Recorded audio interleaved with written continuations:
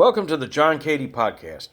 I'm John Cady, U.S. Navy retired, former minister, man who's seen and experienced a lot of things. As everybody knows by now, the world has lost a legend among musicians and singers.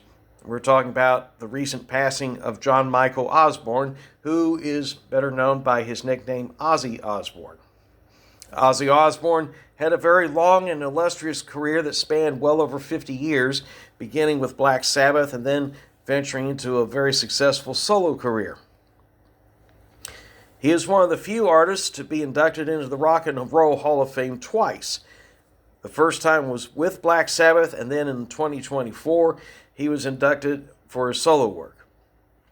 While everyone else is going to be talking about Ozzy's career, Ozzy's music, his tours with Sabbath, his family, his issues with substance abuse, his issues with the law,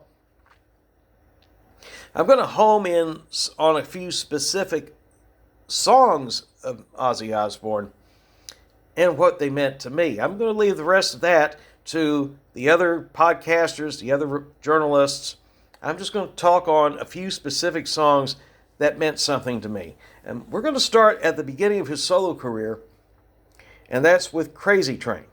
Crazy Train, of course, was the lead single off his Blizzard of Ozz album, and it definitely got the ball rolling. It was unlike anything I had heard up to that point, and it was exciting, it was fresh, and here I was, 17 years old, just came back from a summer job, about ready to start my senior year in high school. And I liked it so much, I went ahead and got the cassette for Blizzard of Ozz. And I not only was jamming to Crazy Train, but also I got to enjoy another song off of Blizzard of Ozz, and that was Mr. Crowley. Say what you want about Aleister Crowley's beliefs, his practices, but that's not the point. The point is that Ozzy Osbourne put his all into his debut solo album, and what made it work and also made the following album work, Diary of a Madman, was his collaboration with the late Randy Rhoads.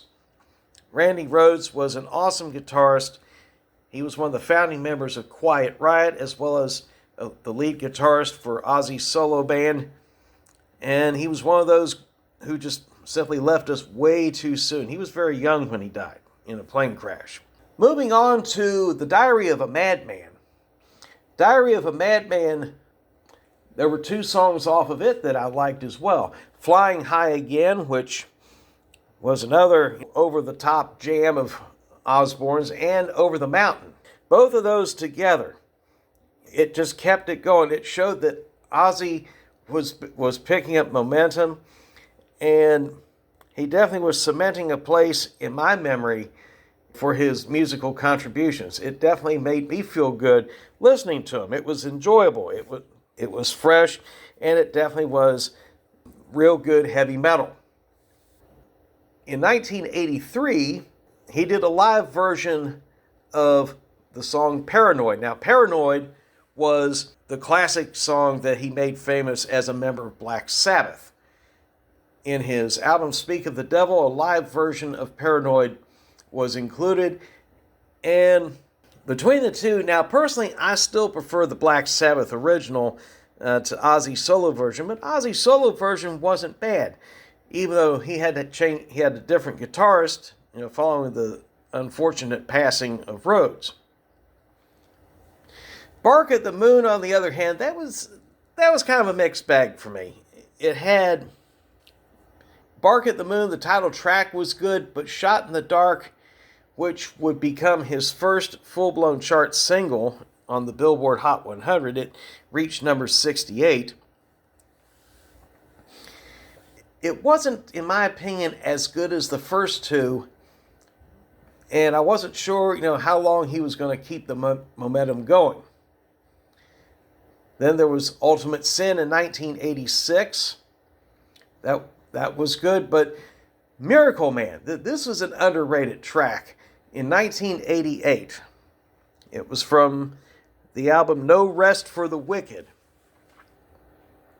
The music video for Miracle Man definitely got my attention because he was poking fun at disgraced televangelist Jimmy Swaggart, including his famous "Forgive me for I have sinned" speech.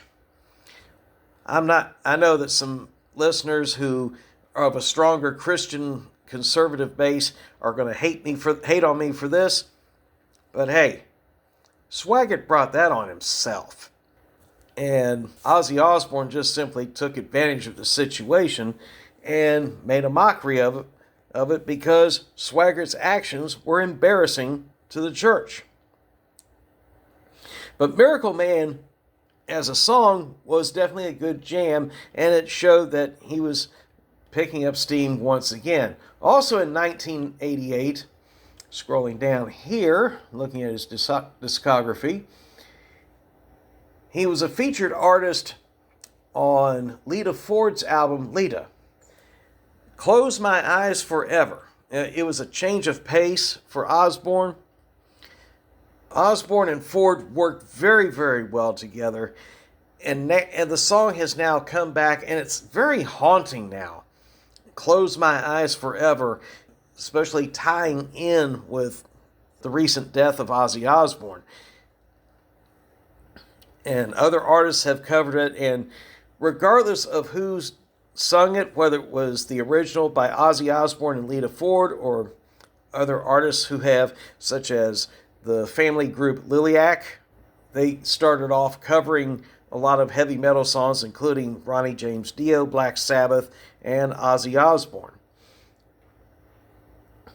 And of course, then there was Mama, I'm Coming Home from 1991. That one and No More Tears, from both of which are from the same album, definitely some awesome jams. And Mama, I'm Coming Home stood out the most to me because that was also the song that he used to close out his set at the Black Sabbath tribute concert. I was watching it. Ozzy Osbourne was brought up on stage in a chair, and he had to be held in place with a belt because his Parkinson's had deteriorated so bad that he could hardly even stand up. And his body was ravaged with the disease. He was nearer to death than what anybody realized. But that final performance, Mama, I'm Coming Home, that was the moving piece. That's the one that will forever be etched in the memory of anyone and everyone who got to see the Black Sabbath tribute show. The other surviving members of Black Sabbath, Tony Iommi, Bill Ward, and Geezer Butler, are all dealing with serious health issues of their own, and we don't know how long they're going to be around. And what I take away from all this is that we need to cherish the people around us, whether it's family, friends, whether it's the people we enjoy listening to or watching, because time, as the saying goes, waits for no one. And those people we enjoyed growing up are now slowly fading away one by one. Ozzy Osbourne being yet another one. It helps us come to terms with our own mortality as well. This is John Cady. Thank you for listening. Hit the like, hit the subscribe button, and I will catch you on the next one.